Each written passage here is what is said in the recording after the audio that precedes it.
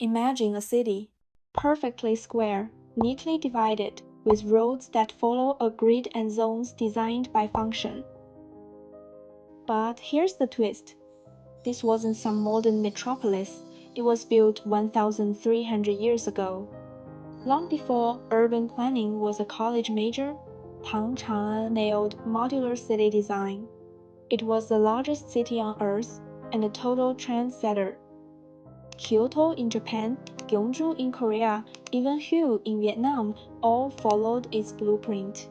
But today, when you walk into Xi'an, there's hardly a trace of Tang Chang'an left, no towering palace walls, no grand platforms, not even ruins like you'd find in Rome.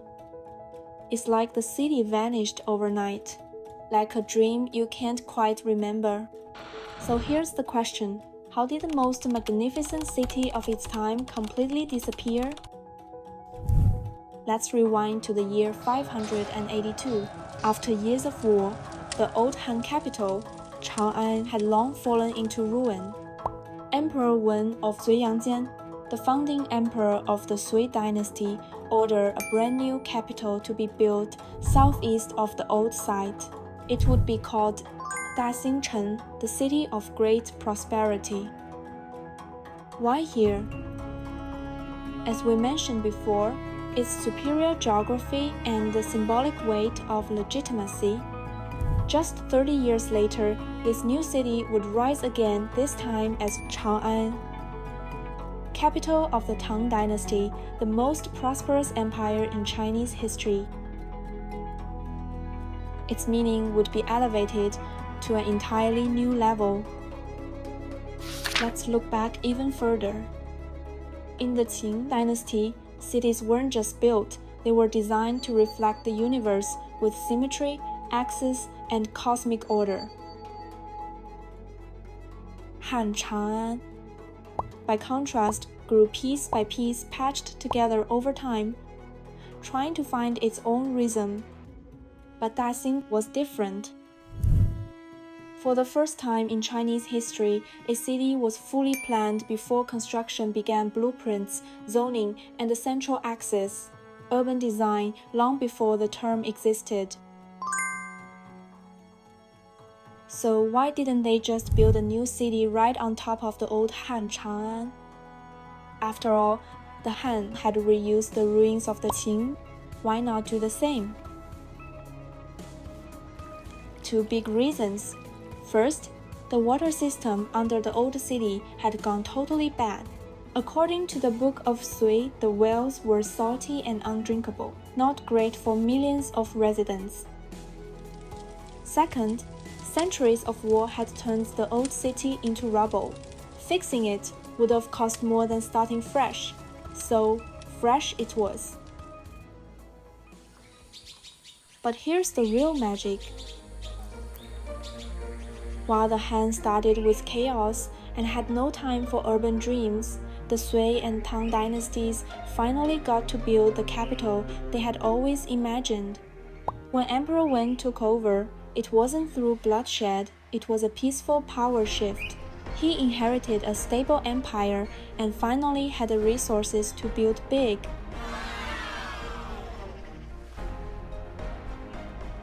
And when the Tang took over from the Sui, same story. No war, no destruction, just a smooth handoff. That kind of peaceful transition was super rare in Chinese history, and it meant that the city stayed intact and ready for its golden age. And the planning was next level.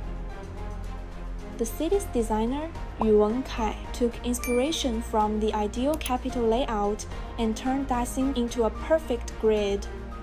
He laid out a grid system like a chessboard, giant boulevards, walled residential blocks called Fang, a central axis for the palace. This wasn't just a city, it was order, power, and ideology all built into stone and street. When the Tang Dynasty took over from the Sui, they inherited more than just a capital city, they inherited a vision. Although Tang Chang'an was built upon the foundations of the Sui Daxing city, a new dynasty needs more than hand-me-downs. It needs symbols of power, grandeur, and ambition. So Emperor Taizong and his successors wasted no time. They started upgrading the city, expanding the layout, building grander palaces, and filling it with dazzling temples and pagodas. The Tang Dynasty had three major palaces: Taiji, Daming, and Xinqing. Each one marked a turning point in the empire's story, its foundation, its golden age, and its fall. At first, the Tang emperors used the Sui's old Taiji Palace. It had history Emperor Taizong and Gaozong plotted the early Tang rise to power there, but as time passed, the old palace began to feel, well, old. It was falling behind the growing ambitions of a powerful empire. So, in 661, Emperor Gaozong began building the Daming Palace on the new site northeast of the old one. This wasn't just another palace, it was a symbol.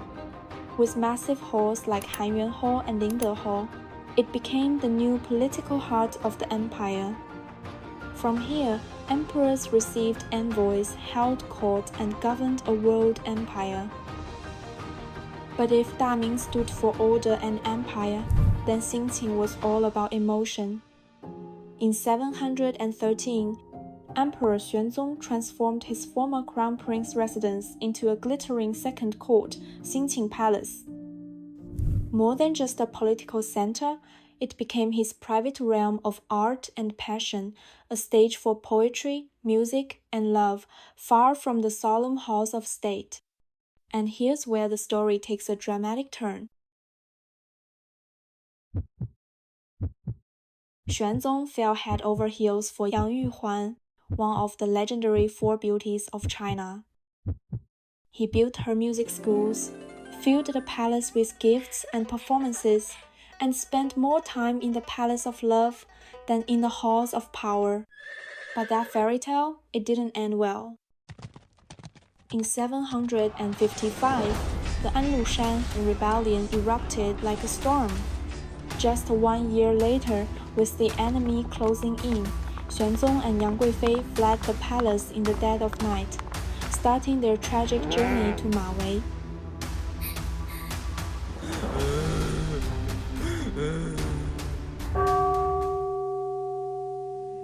But Chang'an was more than emperors and palaces. It was a living, breathing metropolis, a cultural, religious, and engineering marvel at the heart of the Tang world. Buddhist temples like 𝐷 where the monk Xuanzang translated scriptures from India, and Taoist temples like Xuandu made the city a spiritual melting pot. Beyond Buddhism and Taoism, Chang'an also hosted temples or sites for foreign religions like Zoroastrianism, the state-sanctioned Persian fire worship, Nestorian Christianity, and Manichaeism. At its height, Tang Chang'an had more than 100 temples packed inside the city, Buddhist, Taoist, you name it. It wasn't just face either. Chang'an was smartly engineered. To avoid the Han Dynasty's water problems, the Tang built canals like Longshou, Yong'an, and Qingming canals. These kept the city well supplied and clean. They even added drains on both sides of the roads and made sure each residential block had wells. Modern city planners would be impressed. The whole city was laid out like a chessboard, 108 walled residential blocks called Fang, with the east and west markets placed perfectly symmetrical. It was the gold standard for ancient urban planning, and everyone from Nara to Baghdad took notes. In all of that, the temples, the palaces, the canals, the chessboard layout wasn't packed into some little walled city. This place was massive. At its height, Tang Chang'an covered a staggering 84 square kilometers, more than 3.5 times the size of Imperial Rome at its peak. Its massive outer wall ran 36.7 kilometers, beating modern-day Beijing's second ring road. The Central Avenue, Zhuque Street, Scarlet Phoenix Avenue, was 150 meters wide, that's twice as wide as the Champs-Élysées in Paris, and broader than Beijing's widest Chang'an Avenue. Each residential block Fang was huge, equivalent to roughly 30 standard soccer fields, or spanning the area of about 10 typical New York City blocks. Hanyuan, the main hall of Daming Palace, sat on a 15-meter high platform as tall as a modern 5-story building. Ningde, the grand banqueting pavilion, covered 5,000 square meters, enough to hold 3,000 guests. You know, when we talk about ancient cities, most people picture royal palaces and grand temples. But in Tang Dynasty Chang'an, the real magic happened in the Fang, the city blocks that held everyday life together.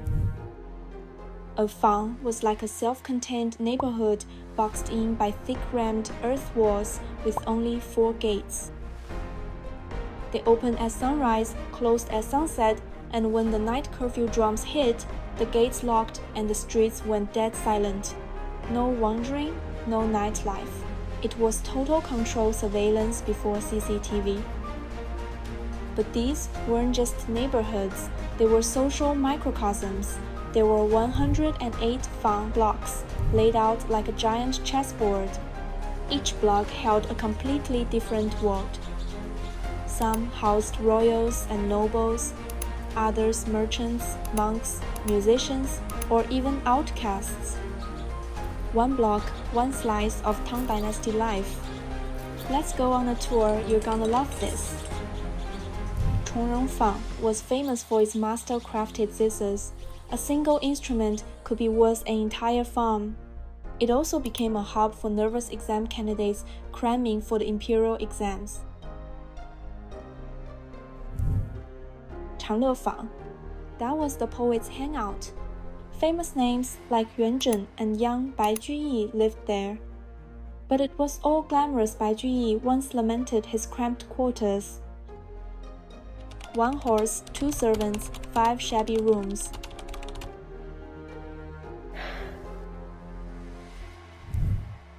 Jinchang Fang was Buddhist central, home to the giant wild goose pagoda, and surrounded by entire industries copying sutras, casting statues, and making incense. Chongye Fang, all about Taoism. Yankang Fang was all about the working class, full of craftsmen, print shops, and funeral supply workshops. Tonggui Fang, think slum. Refugees crowded into tiny leaking rentals that cost a full day's wage. There were even black markets that bribed the night patrol to keep selling after curfew.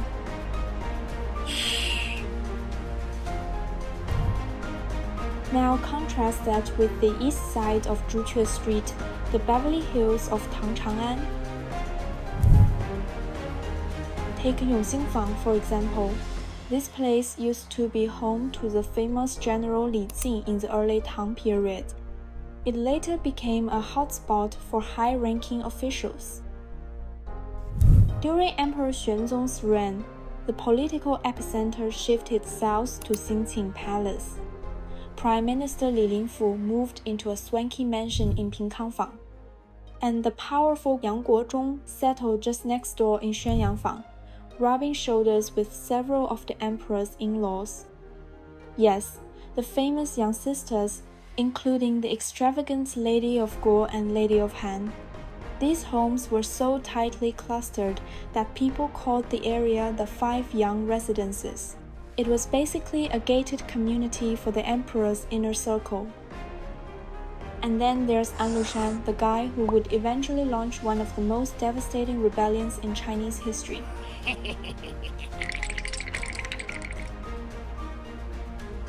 Before his downfall, he built a ridiculously luxurious estate in Qinrenfang, just south of the Yang clan. The place took up a quarter of the entire ward. His stables alone could hold over 1,000 war horses. But after An Lushan betrayed the empire, his estate was confiscated and awarded to the loyal general Guo Ziyi. And here's the kicker. Guo was granted special permission to break the city's strict zoning laws and open up his mansion's gates directly to the street. That kind of legal exception, unheard of unless you were a hero who saved the empire. Princess Taiping lived on a whole different level. Her mansion was said to be so huge it seemed to swallow up half of Xingdaofang. And get this, some say she even had fresh water piped straight from the Longshou Canal just to fill her gardens and pools, nights at her place, boating parties, dancing under the moonlight with the Tang Dynasty's elite. Total luxury. But just a few blocks away, it was a whole different world. In Xinchangfang, families crammed into tiny makeshift houses, and over in Tongguifang, the poorest could barely scrape together enough for the simplest shelter. Skip ahead to Emperor Daizong's time and you've got Prime Minister Yuan Zai. So rich, his mansion was said to sprawl across several wards, like Changshou, Anren, Daning. According to the old book of Tang, Yuan Zai's confiscated property included approximately 64 tons of pepper, enough to feed the entire city's population for several years.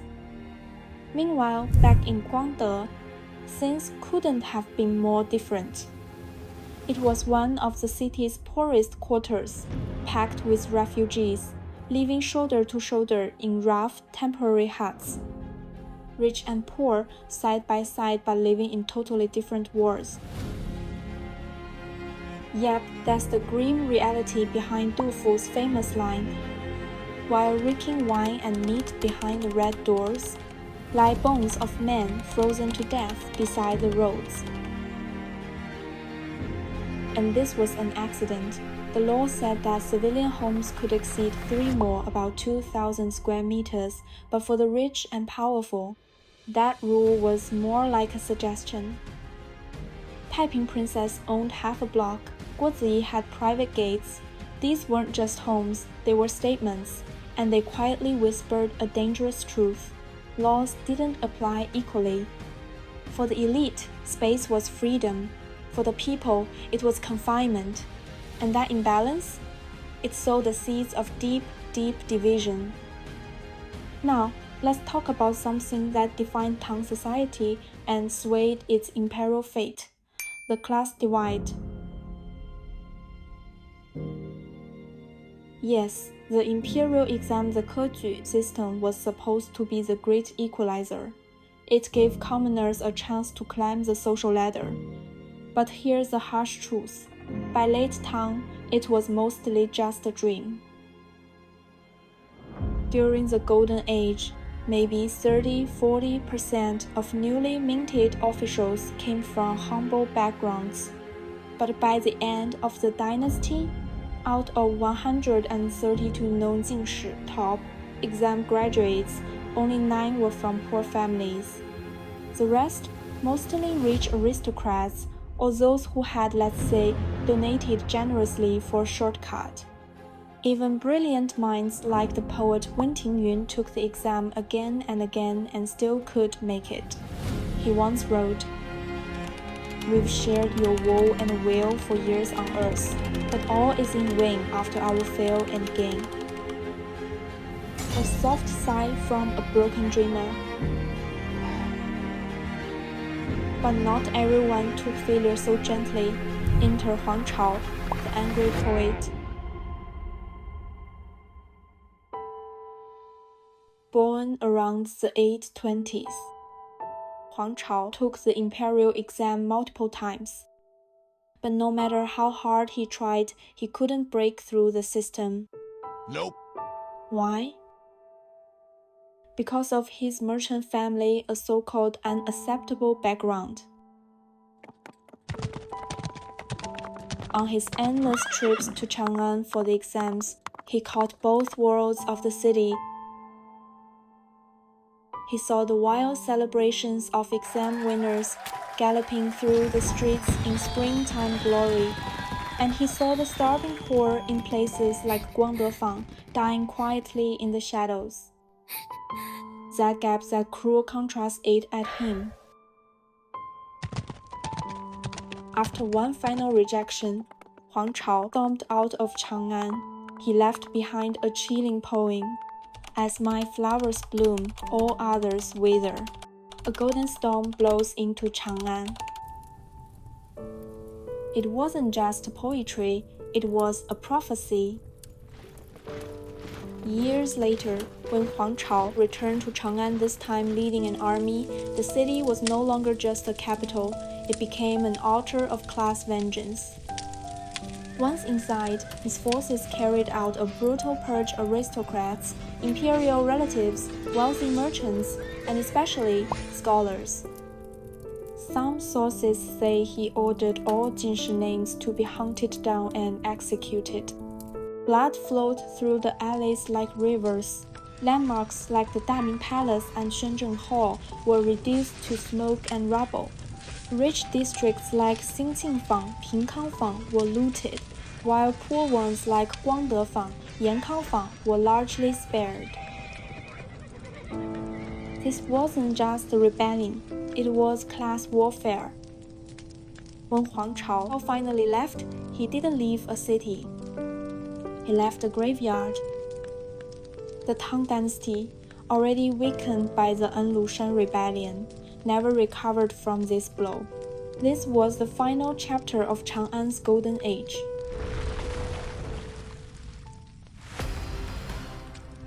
Looking back at the end of Chang'an's story, 756, Enlushan sacks the city. 763, Tibetans burned down over 200 wards. 783, mutiny forces the emperor to flee. 880, Huang Chao sets the palace ablaze. 904, the final Neo warlord Zhu Wen dismantles the city, shipping his timber down the river to build his new capital. Chang'an, the city that once set the world standard for cosmopolitan life, was now a ghost city. No longer the Rome of the East, just another casualty of empire. The glorious city of 1 million people vanished. Its majestic palaces burned. Its market grids, overgrown fields. Only buried treasure like Persian silver jugs and Central Asian gems unearthed in 1970 whisper faint echoes of its former glory. But even in ruin, something survived. Even after 1,300 years of storms and history, some traces remain. The giant wild goose pagoda and the small wild goose pagoda still stand on this land. Often overlooked by visitors, the Tang era altar of heaven survives too, the oldest and highest-ranking royal site for heavenly rites in China, predating Beijing's Temple of Heaven by over 1,000 years. The magnificent palaces may be gone, but Xinqing Park and the Daming Palace ruins have become part of the life of the city. Though the Tang era houses and streets are lost, the layout and names of many lanes in Xi'an's old city inside the Ming city walls still echo the imperial city plan of Chang'an. The Tang gave the world more than buildings or armies. It gave us emotion, beauty, a blueprint for cosmopolitan life. Later dynasties copied Chang'an's city plan. Japan modeled Heian-kyo, Kyoto after it. Even Islamic and Central Asian travelers recorded its splendor in awe. Chang'an's body was broken, but its spirit, still traveling, still whispering. By 907, the Tang officially ended. The warlord Zhu Wen forced the last emperor to abdicate. China splintered into chaos. The 5 dynasties and 10 kingdoms period had begun. A dark age of fragmentation, war, and uncertainty. And Chang'an? Never again would it be the center of the world. But why? Stick around, we'll uncover that in the next episode.